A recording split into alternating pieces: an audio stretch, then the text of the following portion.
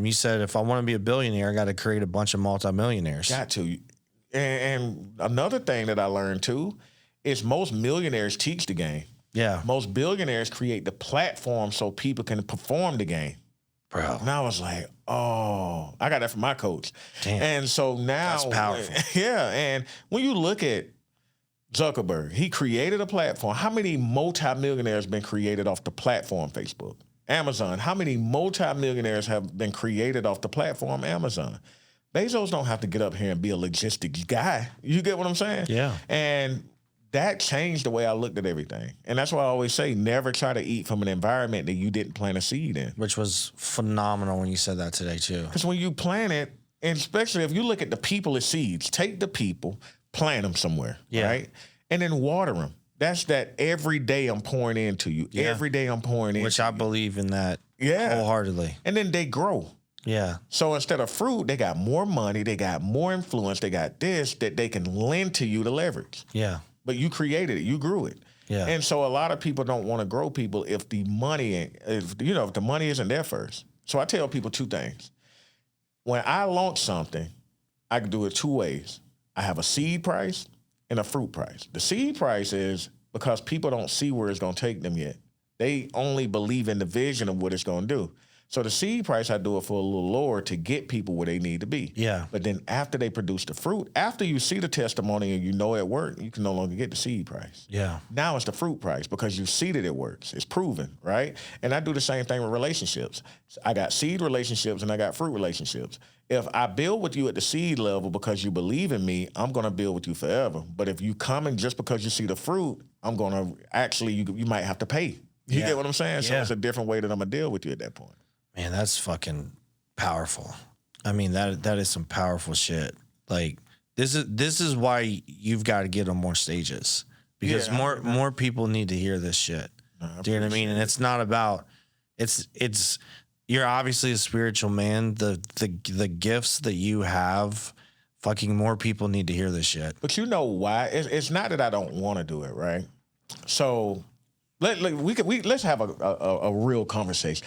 Have you ever had a white guy come to you and say, "This is why I don't spend money with you, white people"? Have I? Yeah. Every race. No, I'm just saying, like, have you had a white guy who get pissed at you and say, "See, that's why I don't buy from white people"? Have you had a white guy say that? Probably not. No, it's more been like, you're flashy, you're this, well, you're see, that. that's because personality. Yeah. That's something you can control. Right. See, I can't control my color. Right. But what I have to really be conscious of, right, is when it comes to the people that I'm really trying to help, it's a certain way I have to do. So I can't do it the way you do it, right? I have to do it in a way to where I'm still sparing feelings. Understood. You know what I'm saying? I do, yeah. And so you got to remember the story I told when I was about to blow my brains out. Yeah. See, I was franchising a credit repair company. Yeah. The same credit repair company, at that point, I was doing like $4 million a year. Right. And I had the university, I was the founder of the Credit Repair University. Yeah. That literally certified half these people out here now, right? And this is 2014, 2015. So now, when you fast forward to what happened, though, I franchised this credit repair company. Because what I realized, and I didn't know about the franchising laws. I had to learn, right? So I was just trying to help people. So with the university, people, they got it, they learned it, but they kept having to start over. They didn't have a brand. And so they wasn't going to get the success that I had because I took time to build my brand. So I said, well, let me just make my brand available to y'all. Yeah. And I franchised. But what I failed to realize is the competitors don't like my brand popping up all over the world, all over the country in their backyards. No, hell no. So now it's kind of like, you got to get off my block. Or we going to call the feds and we don't have false complaints. And they don't just file false complaints. They get other haters, other business owners.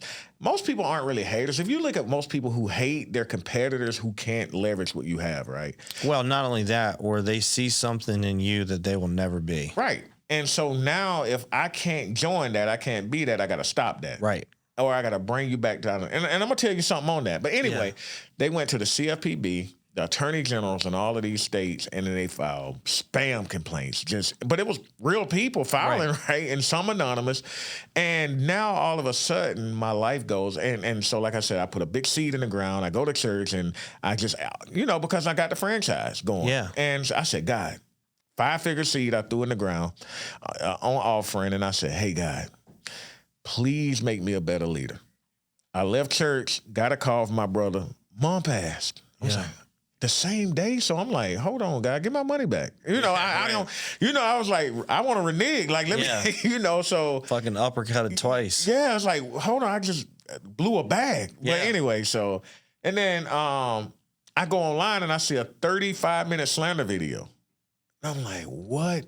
And they did so well. I was like, it was like 10 of us got together and we're going to put a stop to this guy. And so I was like, dang, 10 people wasted about 8 to 10 hours of their life apiece to destroy me, and they couldn't even get together and build something. It's weird, right? Which is crazy. Which is why they are where they are, right? Yeah. But so what happened is all hell was breaking loose in my life, at least I thought. And then they filed a bar complaint against my attorney when she was never their attorney, right? Yeah. And we talking when she 20-something years practice. She represents the who's of the who, right? Right. And so anyway, now it's a hit to her because she's like, I got to answer this BS bar complaint. What they were trying to do is create the conflict of interest because if she was dealing with couldn't represent you, she couldn't represent me. Yeah. And she knew everything. Right. So now, pray. But what I realized is when all of the things was coming out, the haters knew where to find me to try to destroy me. Yeah. And so it gave me this PTSD of not being the one out. And I'm still trying Understood. to. I get it. When people say, hey, well, you need to show the world. And it's like, well, that was cool when I was trying to make money. Now that I'm rich, I'm not trying to be the most popular person to get the word. Because even though I might inspire some people, it still will be pretty much, it'll put me in a bad place of where I was before.